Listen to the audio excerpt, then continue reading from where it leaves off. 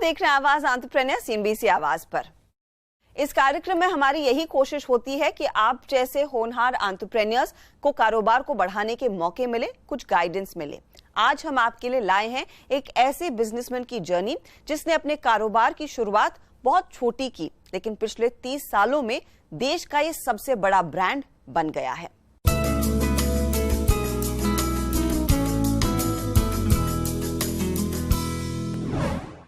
आज हम बात कर रहे हैं एक ऐसे शख्स से जिन्होंने अपने कारोबार को 3 दशक पहले शुरू किया और अब सबसे बड़ी लॉजिस्टिक फर्म है जो खासकर B2C बिजनेस को केटर करती है, यानी कि हाउस होल्ड शिपमेंट्स में इनका बहुत बड़ा नाम है। मैं बात कर रही हूं अग्रवाल पैकर्स एंड मूवर्स की और हमारे साथ हैं श्री रमेश अग्रवाल जो कंपनी के फाउंडर है। अग्रवाल साहब, शुक्रिया हमारे लिए समय निकालने के लिए।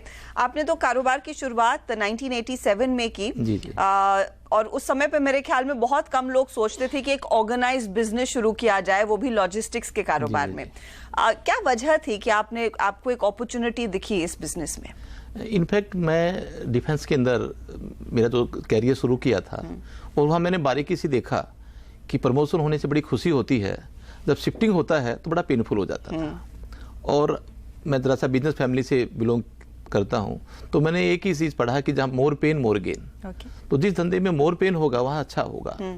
अलबत्ता आप उसको किस ढंग से अपनी एक प्लानिंग करते हो, ब्लूप्रिंट बनाते हो। तो मैंने देखा कि इससे और एक कुछ बिजनेस ऐसे होते हैं जिसकी कोई लाइफ होती है जी। और ये शिफ्टिंग वाला बिजनेस में देखा इसकी तो लाइफ ही नहीं, ये तो 50 साल 100 साल चलेगा। तो इस तरह से एक मन में आया कि 2 काम होंगे, एक बिजनेस बहुत लंबा चलेगा, दूसरा ये होगा कि प्रॉफिट भी होगा, तीसरा ये होगा कि मेरे को उन लोगों को सर्विस करने का मौका मिलेगा जो लोग इसके लिए अछूते हैं। मैं आपसे समझना चाहूंगी कि हाउस होल्ड में आपका एक बहुत बड़ा नाम है, उसके बाद अब आप B2B यानी कि बिजनेसेस के साथ भी कारोबार करते हैं, तो कैसे आपने अपने बिजनेस को धीरे धीरे स्केल किया है, ये हमें बताइए। मेरा भगवान केवल मेरा क्लाइंट, मैं उसको भगवान समझता हूँ। मैं उसी की पूजा करता हूँ, उसी की बारे में सोचता हूँ, उसको क्या दे पाऊँ उसके बारे में सोचता हूँ। तो जितने भी जो मेरे क्लाइंट होते हैं मैं उनके हमेशा ये कोशिश करता हूं कि ये कहीं ना कहीं मेरी गलती निकाले, मेरे को कंप्लेन करे, मेरे को डांटे, उसको फिर मैं एनालाइज करता हूं और वो मैं फिर जीरो करने की कोशिश करता हूं। तो इस तरह से जो मेरे भगवान ने मेरे को यहाँ पर बिठा दिया। जब मैं सोचता कि जैसे कि B2C बिजनेस हो गया और मेरे को एक डैमेज फ्री डॉक्टर के नाम से लोग जानने लग गए कि भाई आप जहां भी कोई फ्रेजाइल आइटम है और डैमेज के साथ पहुंचती है, हैंडल विद केयर है, हाई वैल्यू है, वो यदि काम करवाना है तो रमेश अग्रवाल के पास पहुंचो, वो आपको सही एडवाइस देंगे। तो इस तरह से मेरा नाम डैमेज फ्री डॉक्टर हो गया। तो अब जो प्रोडक्ट आए हैं आजकल, मैं 1 साल से मैंने ये देखा कि हिंदुस्तान के अंदर जो हमारे प्रोडक्ट जाते हैं उसका कहीं ना कहीं यदि हमारा लेस देन ट्रक लोड होता है तो उसके कहीं ना कहीं ट्रांसशिपमेंट होते हैं, क्योंकि पार्टी के घर से गोडाउन से वो गोडाउन में लाना पड़ता है। गोडाउन में उतारने के बाद 3 4 5 मटेरियल कंसोलिडेट करके वो ट्रांसपोर्ट एक जगह से दूसरी जगह लेके जाती है, जिसके कारण कहते हैं कि इसका मटेरियल का मिक्सअप हो गया। हमारी भाषा में कह सकते हैं कि जब 2 सामान कहीं मिलते हैं, कई सामानों के नेचर बड़े अलग अलग होते हैं, जैसे साबुन और आपने खाने का सामान चिप्स मिला दिए और ये दोनों मिलकर यदि कहीं पर जाएंगे तो एक रेनसिडिटी फिनोमेना टेक्स प्लेस। उसका मतलब क्या होता है कि आपका जो फूड है वो expired much before expiry date. मैंने इसमें काम करना शुरू किया कि भाई इसको कैसे बचाया जा सकता है।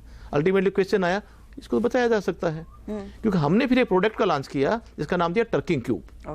तो अब हम क्या किया कि 4 feet 6 feet 8 feet 12 feet 16 feet हर साइज के कंटेनर बना दिए, इसका नाम हमने टर्की क्यूब दे दिया। अब मेरे पास जैसे कि गाड़ी होती है जनरली 32 फीट की, उस 32 फीट को लोड करना होता है तो एक का साबुन है तो मैं 4 फीट का सामान या 8 का साबुन भर लिया, एक का सामान क्लोथ्स है उसका भर लिया, एक खाने का सामान है, तो मेरा तीनों सामान 3 कंटेनर में भर गया, एक गाड़ी में चला गया। मैंने सबका भाड़ा भी शेयर कर लिया बट सबको स्पेस अलग दे दिया और जो रेंसिडिटी फिनोमेना है उसको भी टाटा बाय बाय कर दिया। कई दूसरे छोटे प्लेयर्स भी हैं जो भारत में इस बिजनेस में एंटर कर रहे हैं, उन नए एंटरप्रेन्योर्स के लिए सबसे बड़ी सीख क्या रहेगी? आप क्या उनको संदेश देना चाहेंगे? सबको एक ही सीख है कि आप जिन लोगों ने भी जो भी आपको पैसा देते हैं उसको ये महसूस होना चाहिए कि बहुत ही मतलब आपका पैसा 1000% सेफ है। प्लानिंग इस ढंग से बनाए कि कभी भी अंडर रेट कोट मत करें, वो कभी भी नुकसान का सौदा होता है। क्लाइंट आप अंडर रेट है तो आपके पास आ जाएगा, जब रेट बढ़ा दोगे वही क्लाइंट आपका चला जाएगा कि इतना कंपटीशन है, कंपटीशन करें हेल्दी, नॉट हेल्दी। तो कैसे कंपटीशन से जूझे कैसे? हमारे में क्या होता है कि जैसे कोई आदमी अपना आइटम बेचता है, जब वो आपका आइटम बेचता है तो उसकी पैकिंग करता है, उसको ये मालूम है मेरा तो सामान है वो 4 बार ट्रांसशिपमेंट होगा, तो मेरी जो पैकिंग की कॉस्ट है, वो जो कार्टन्स या जो भी मैं बनाता हूँ वो मेरे नो प्लाई के होने चाहिए। उनका क्वालिटी कंट्रोल वाले उसको सर्टिफाइड करते हैं, क्योंकि 5 बार उसका सामान उतरेगा जी। मैंने उनको एश्योरेंस ये दे दिया कि आपका सामान सीधा आपके डोर से आपके घर पे डोर पे जाएगा, आपका सामान कहीं भी ट्रांसशिपमेंट नहीं होगा। तो जब आप नो प्लाई का कार्टून लगा रहे हो, why don't you make it 5 ply, 4 ply आप कम कर दो, आपका 22% 24% पैकिंग कॉस्ट कम हो जाएगा। उन्होंने बोला कि ये कैसे ना जी, आप देखो, जब मैंने मेरे बढ़िया से बढ़िया क्यूब दिखाए, यहाँ भरे, इसको ताला लगाओ, चाबी अपने पास रखो, डेस्टिनेशन में गुवाहाटी में अपना ताला खुद खोलो, तो मेरा तो ट्रांसशिपमेंट नहीं हुआ। तो उनके दिमाग में आ गया तो ये एक सेविंग है जी। तो मैंने उसका भाड़े को कम नहीं किया, बस उसकी लॉजिस्टिक कॉस्ट को कम कर दिया।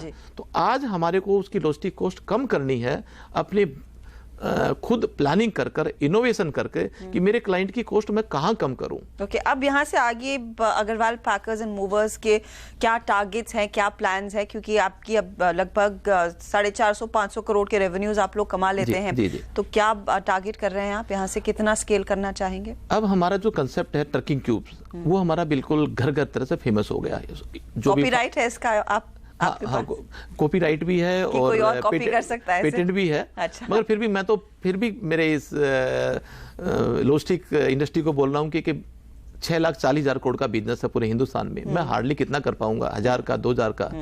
तो मेरा हिंदुस्तान आज 42,000 करोड़ रुपीज ट्रांसशिपमेंट के कारण डैमेज होता है। मेरी बहुत बड़ी एक पीड़ा है, मतलब 13.2% हमारी जीडीपी का हिस्सा लॉजिस्टिक कॉस्ट है, विदेशों में 8.5% है। ये 42,000 करोड़ और कम हो जाए, शायद हम 10% पे आ जाए। तो हम ये चाहते हैं कि ये जो है ये कम करें। इसका कम करने के लिए एक ही साधन है हमारे लिए, ट्रकिंग क्यूब। आज हमारे पास 1800 ट्रकिंग क्यूब है। We are planning to have 10,000 trucking cube. इस 10,000 ट्रकिंग क्यूब के बाद फिर नेक्स्ट 7 साल में हमारी प्लानिंग है we can go 1 lakh trucking cube. तो नेक्स्ट 3 साल तक हमारा ये है कि we can go top line 1,000 crore और डैमेज जीरो करेंगे। तो हम और क्लाइंट दोनों शेयर को बांटेंगे। मान लो मेरा 20% प्रॉफिट एक्स्ट्रा हो रहा है, तो मैं 10% मेरे क्लाइंट को पास ऑन कर सकता हूँ, 10% मेरे बैलेंस शीट को दे सकता हूँ। और जब मेरे 1 लाख ट्रकिंग क्यूब आ जाएगी, that I am target 7 to 8 years, तो उस टाइम पर मोस्ट प्रोबेबली मैं समझता हूं कि शायद हम 9,000 करोड़ के टर्नओवर पे पहुंच जाएंगे। ओके, मैं उम्मीद करती हूँ लेवल्स आप जरूर पहुंचे। सर, आजकल तो काफी बसी बसाई कंपनियां आईपीओ भी लेकर आ रही हैं, मार्केट में उतरने का इरादा है, आप लोग ऐसा प्लान कर रहे हैं? हाँ, 3 साल के अंदर हमारा प्लान है, क्योंकि जब आप ये टारगेट से हाँ, क्योंकि जीएसटी का हम इंतजार कर रहे थे कि जीएसटी से किस तरह से मार्केट है। तो हमने अब जो हमारा जो अपना मानना है कि जीएसटी जैसे कि लॉजिस्टिक कंपनियों के लिए भारत सरकार ने एक तोहफा दे दिया कि भी आपको बढ़ने का मौका हम दे रहे हैं, कैरी ऑन। तो ये जीएसटी ने बहुत आशाएं खोल दी। कि कितना बिजनेस में इंपैक्ट दिखेगा जीएसटी से? कितनी कॉस्ट सेविंग होगी? कितना आप जल्दी डिलीवरी कर पाएंगे? हमारा 1-2 जुलाई से जैसे हमने काम चालू किया है, उसके हिसाब से तो हमारा 18 से 19% ट्रांजिट टाइम हमारा कम हो गया। एक और हमने जो पैकिंग के अंदर 9 जुलाई को हमने एक पहला कट ऑफ किया था 7% हमने रेट कम कर दिए थे 9 जुलाई के। इस महीने के बाद हम फिर इंपैक्ट देखते हैं क्या होगा, तो मैं समझता हूं कि 2-3%, 5% हम और भी शायद कम करेंगे। और उसके बाद आगे आने वाले टाइम में जो हर्डल्स महसूस करते थे, जैसे कि मैं दिल्ली में बैठा हूं और पूरे देश में व्यापार करना चाहता हूं, तो उस टाइम पर वो हमेशा एक आता था कि वहां का लोकल वैट और किस तरह से होगा। अब जीएसटी में आदमी कहीं भी किधर भी सामान भेजो, जैसे कहते हैं bill to and shift to, कहीं का कहीं भी भेजो, किसी को कोई किस तरह की हर्डल नहीं है। पिछले 30 सालों में इस बिजनेस को खड़ा करने में सबसे बड़ी दिक्कत आपके लिए क्या थी? इनिशियल दिक्कत ये थी कि जो लोग ऑलरेडी एक माइंड सेट था कि पैकिंग मूविंग के अंदर जब मैं लेकर जाऊंगा तो सामान तो टूटना ही है, और वो अपने आप 2-2 महीने पहले लग जाया करते, कहीं किराना पुराने कार्टून लाते थे, कहीं कुछ लगते थे, वाइस लेके आते थे, न्यूज़पेपर लेके आते, वो लगे रहते थे। उनके दिमाग में था कि यदि हम कुछ लोग थे बड़े बड़े पैकर जो बाहर की कंपनियां इंडिया में काम करती थी, वो डॉलर के हिसाब से पैसा लिया करते थे, तो वो कहते थे इनसे बात कर दिया तो इन्होंने तो हमारा बजट खराब कर दिया। दूसरा कोई पैकर होता नहीं था, तो एक जो बजटरी पैकर था वो केवल हमने जन्म लिया। हम उन तक कैसे मैसेज पहुंचाए वो हमारे लिए चैलेंज था। तो हमने धीरे धीरे जाकर कहीं कॉन्फ्रेंस की, कहीं उनके कॉर्पोरेट रूम में उनके एडमिन सेक्शन से मिले, बैंकों के हेडक्वार्टर में गए, उनको प्रेजेंटेशन दिया, उनके बाद उन्होंने सर्कुलर किया कि भाई आप जो सोच रहे हो वैसा नहीं है। अब दूसरा चैलेंज क्या है, जैसे कि कोई आदमी का नाम फेम बढ़ जाता है तो उसके डुप्लीकेट बहुत बन जाते हैं। आज आप एक जब बटन दबाओगे गूगल में अग्रवाल पैकरमोर्स, आपको 20 जाएंगे कि भाई अग्रवाल पैकरमोर लिमिटेड वो हिंदुस्तान में एक है, आज भी कल भी। और उनको पहचानने के लिए मैं मेरा ये वर्दी और ये पहनकर एक जनता को जगाने का काम करता हूं। चलिए, हम उम्मीद करते हैं कि आगे किसी के इमोशंस टूटेंगे नहीं, लेकिन आपकी बिजनेस में काफी तरक्की आती रहेगी। और बहुत बहुत शुक्रिया इस प्लेटफॉर्म पर आकर अपनी स्टोरी हमारे दर्शकों के सामने रखने के लिए। All the best sir. So nice, thank you. Thank you. यहाँ लेंगे एक छोटा ब्रेक, लेकिन आगे आपको बताएंगे इस हफ्ते की बड़ी स्टार्टअप खबरें।